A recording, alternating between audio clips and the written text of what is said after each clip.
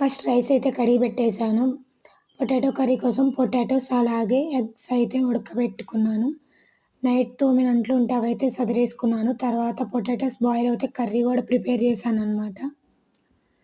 మా హస్బెండ్‌కి పెసరట్లయితే వేసిచ్చాను అల్లం చట్నీతో. అలాగే కాఫీ అయితే పెట్టాలి.